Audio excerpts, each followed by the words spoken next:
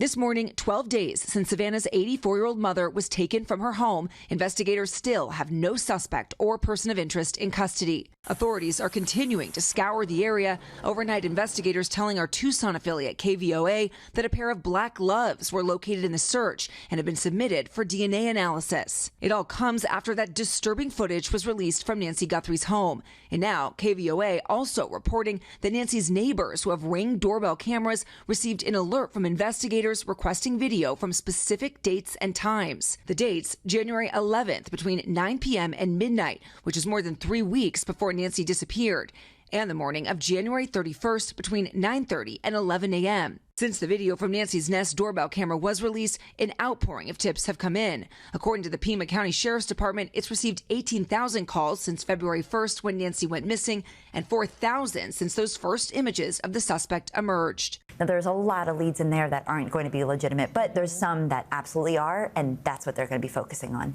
One man was detained Tuesday and then later released several hours later after authorities searched a property near the Mexican border, according to a statement from Pima County. And yesterday, FBI agents and sheriff's detectives fanning out again in the Catalina foothills. Neighbor David Romano says investigators have made at least 2 visits to his home. The detectives have come twice and asked us, for our names, what kind of cars we drive, and if we have a truck. They're asking for a truck? Yeah, they've been asking for a truck. With no clues to share, Romano is now joining his neighbors in a new show of support for Savannah's family, putting yellow flowers at Nancy's home, a traditional symbol of hope. And now, at our local NBC affiliate here in Tucson, where Savannah once worked, a banner hangs with the family's 3-word appeal: bring her home.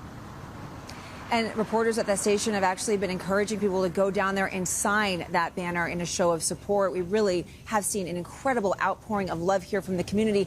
But understandably, it has also really rattled a lot of people. Some of the neighbors in Nancy's community have told us that they have now installed new surveillance cameras in their homes and activated their alarm systems. One man telling us it's the first time he's done that in years. Craig. Liz Courts for us there in Arizona, starting us off. Liz, thank you. For a closer look now at where the investigation goes from here, let's bring in Tom Winter, NBC's national law enforcement and intelligence correspondent. Tom, good morning once again. 4,000 tips since that video, that chilling video and those images came out. How do they decide which ones are most important? How do they sift through all of those? Sure. I mean, people hear that and they must think it's going to take days, weeks even, to go through all those tips. And so what the FBI has set up, and I've seen this in the past and talked with them in the past about it, they get a call to that 1-800-CALL-FBI number, and obviously all the details are taken down.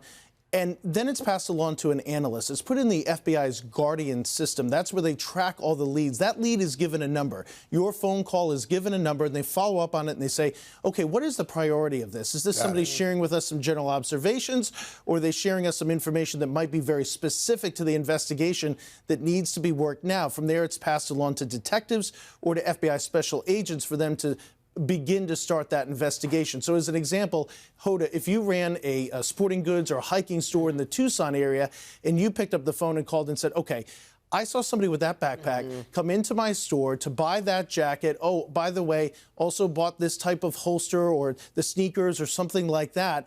I might have surveillance video of this person without a mask. They seem suspicious to me. It was about a month ago. That would be something that would be a higher priority. And what you would see then is a special agent go out to actually talk to you, see if you have those records, perhaps a name, and the case gets jumping from there. So they do prioritize those leads. They're hopeful that they've got some leads that they can start to work.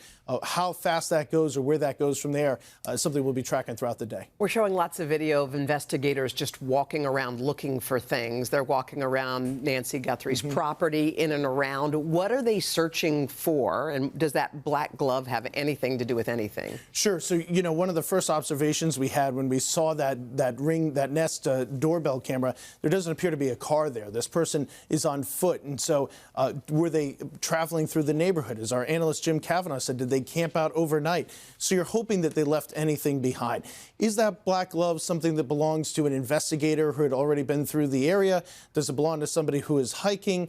Does it belong to somebody who could be responsible for taking Nancy Guthrie out of their home? That's something that they want to work towards. When they talk about DNA, that also involves a national database, CODIS. They'll see if that has any sort of a tie back to somebody with a prior criminal record. This door cam footage that we're showing right now, Tom, it's been 2 days since the FBI put that footage out. What are they doing with the images that they were able to get from that door cam? So one of the things, and this started before the video was released, what the FBI will do is they'll look for that specific backpack. And it's definitely sold at some retailers. And so they'll look for that and say, okay, who is selling it? Who is selling it in the general Tucson area? And then they'll go back and they'll look at all the purchases. And they'll do that over the last month, 6 months even, and say, okay, of all these names, do they match up with any other names that we're starting to hear in this investigation?